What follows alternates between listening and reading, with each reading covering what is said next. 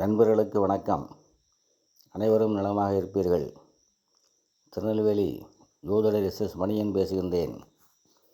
எனது ஜோதிட ஆசானும் எனது தந்தையுமாகிய கோயில்பட்டி திரு கே சங்கரன் பிள்ளை அவர்களையும், ஜோதிட மாமேதை ஜோதிட கலையரசு ஐயா ஆதித்ய குருஜி அவர்களையும் வணங்கி, இப்பொழுது லக்கணம் ஏன் முதன்மைப்படுத்தப்படுகிறது என்பதை பற்றி பார்ப்போம்.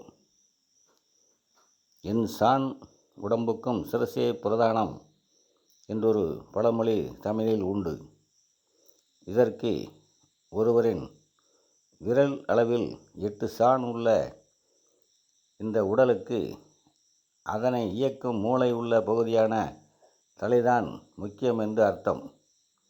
அதைப்போல இந்திய ஜோதிடத்தில் 12 ராசி வீடுகள் இருந்தாலும் ஒருவர் பிறக்கும் லக்கணமே அவற்றில் தலையாயது மற்றும் அதுவே மிகவும் அவசியமானது.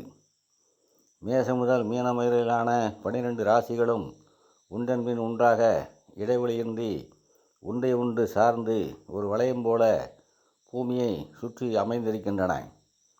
பூமி சுற்றி வரும் இந்த வான்வெளி வீதி நிலையானது என்றாலும் பூமி தன்னைத்தானே சுற்றி கொண்டிருப்பதால் நாம் காணும் தோற்றத்தில் பூமி நிலையாக ஒரே இடத்தில் இருப்பது போலவும், பூமியை இந்த ராசி வீடுகள் எனப்படும் வான்பாதை சுற்றி வருவதாகவும் தோன்றுகிறது.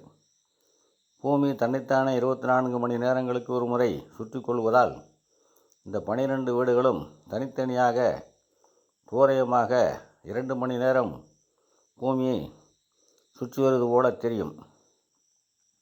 இத்தகைய தோற்றத்தில் பூமியில் ஒரு குழந்தை பிறக்கும் பொழுது குழந்தை ஜனிக்கும் அந்த இடத்தின் கிழக்கு வானில் எந்த ராசி வீடு தெரிகிறதோ அதுவே அந்த குழந்தையின் லக்கணம் எனப்படுகிறது.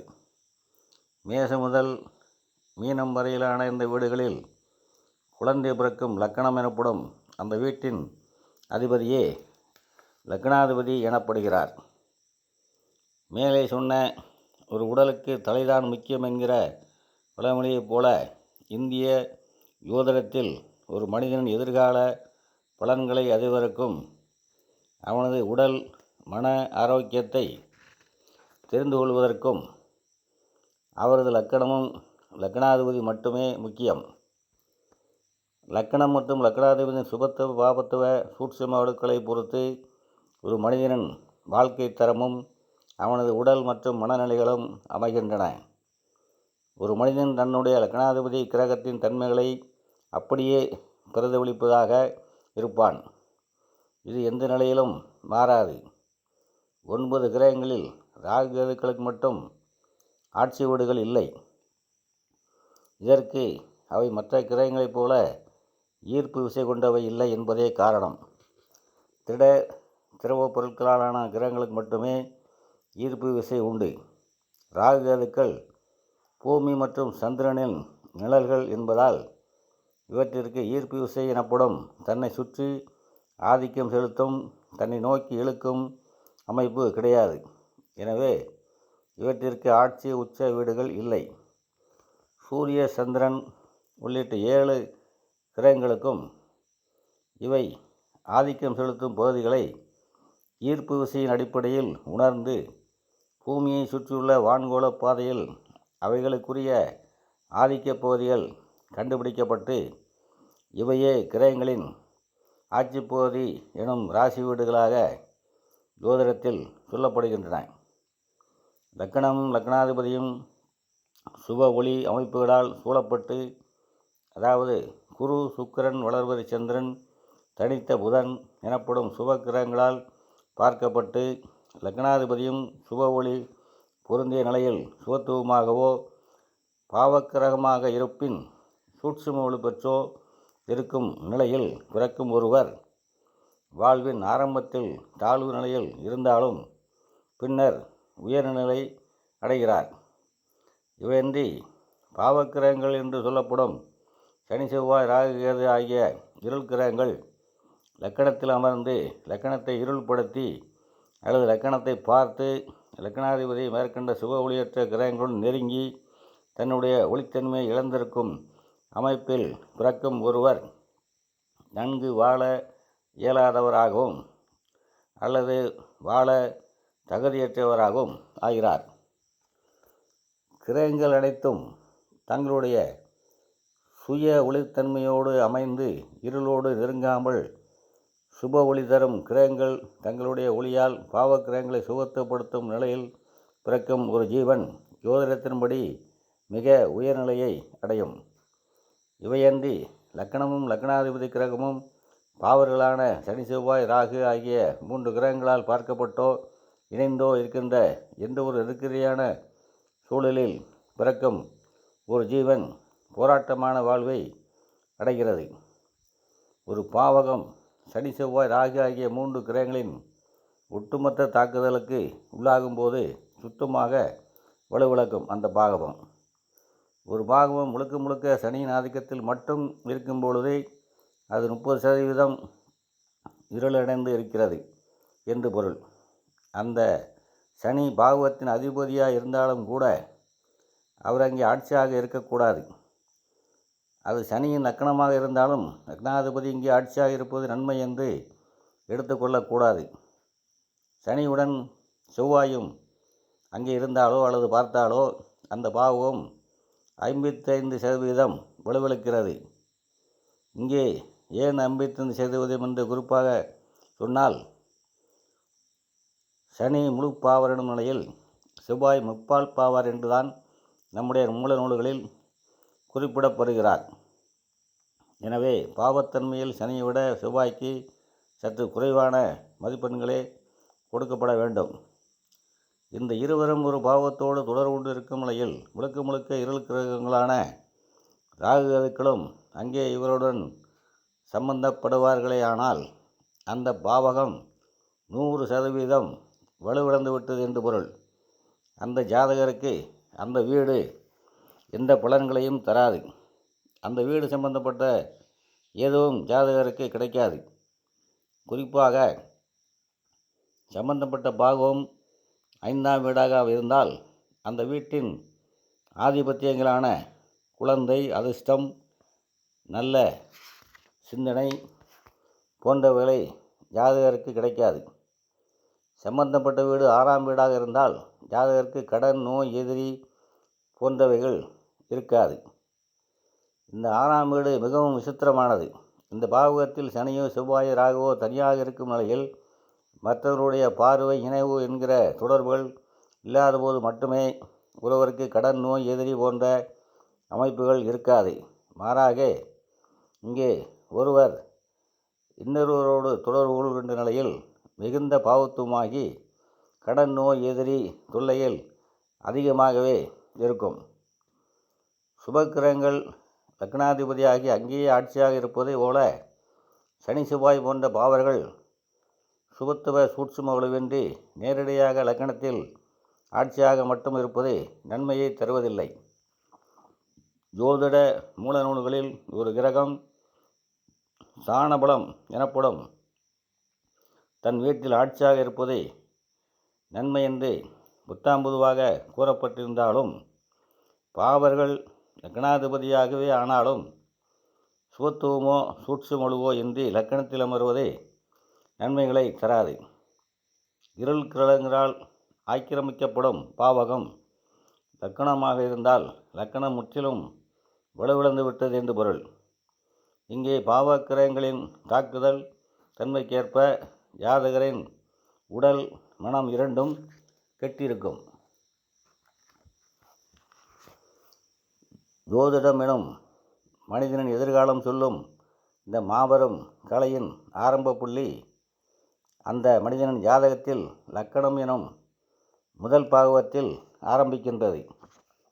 இதற்கும் ஒரு தொடக்கம் என்பது உண்டு என்பதன் அடிப்படையிலும் நல்ல துவக்கம் என்பது பாதி சுப முடிவை குறிக்கும் என்பதாலும் பிறக்கும்போதே ஜோதிடப்படி எவர் ஒருவரின் லக்கணம் சுபத்துவமாக அமைகின்றதோ அந்த மனிதனின் வாழ்க்கை ஆரம்பம் முதல் இறுதி வரை சுகமாகவே அமைகிறது. இதில் லக்கண சுபத்துவ கூடுதல் குறைவு படிநிலைகளை பொறுத்து அவருடைய வாழ்க்கையின் சொகுசு நிலைகள் அமையும். லக்கணம் செவ்வாய், சனி, ராகு, கேது போன்ற பாவக்கிரகங்களால் ஆக்கிரமிக்கப்பட்டு அல்லது லக்கணத்தை பாவகிரகங்கள் தொடர்பு கொண்டு லக்கணாதிபதியும் பாவர்களின் தாக்குதலுக்கு ஆளாகி பலவீனப்பட்டு இருக்கும் நிலையில் பிறக்கும் ஒரு ஜீவன் வாழ்நாள் முழுவதும் ஏதேனும் ஒரு வகையில் கஷ்டப்படுகிறது. முதலாம் பாகம் எனப்படும் லக்கணமும் அதனுடைய லக்கண புள்ளியுமே ஜோதிடத்தில் அனைத்திற்கும் ஆதாரமான ஆதி விஷயமாக இருக்கும். லக்கணமும் லக்கணாதிபதியும் சூத்துவமாகி லக்கணாதிபதி பாவக்கிரகமாக இருப்பின் சூட்சும வலுப்பெற்று அமைந்த ஒருவர் ஏனைய சில பாவங்கள் வலுவிழந்து இருந்தாலும் ஏதேனும் ஒரு நிலையில் சிறப்பானவராகவே இருப்பார். ஒரு மனிதனின் ஒட்டுமொத்த வாழ்க்கை ஜோதிடத்தில் 12 பாவங்களாக பிரிக்கப்படுகிறது.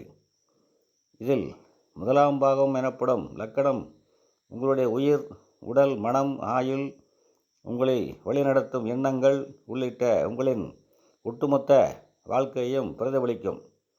லக்கணத்தின் அடுத்த பகுதியான இரண்டாம் பாகமும் உங்களுடைய நிதி நிலைமை மற்றும் உங்களின் குடும்பத்தை பற்றியும், அதனையொட்டிய 3ஆம் பாவமும் உங்களின் செயல்திறன், முடிவெடுக்கும் தன்மை, மற்றவரிடம் இருந்து உங்களுக்கு கிடைக்கும் நற்பெயர் அல்லது கெட்ட பெயர் ஆகியவற்றை சுட்டிக்காட்டும்.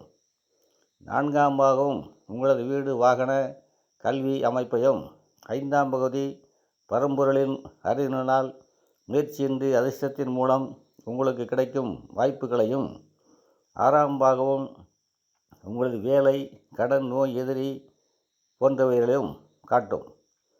7ஆம் பாகம் உங்களுடைய வாழ்க்கை துணை, அந்தரங்க ஆசைகள், உடலுறவு நாட்டங்கள், உடன் இருப்பவர்களையும், 8ஆம் பாகம் எத்தனை காலம் நீங்கள் உயிரோடு இருப்பீர்கள், எங்கே இருப்பீர்கள், வாழ்வின் மிக முக்கிய பகுதியில் திடீரென ஏதாவது அதிர்ஷ்டம் உங்களுக்கு கிடைக்குமா என்பதையும் சொல்லும்.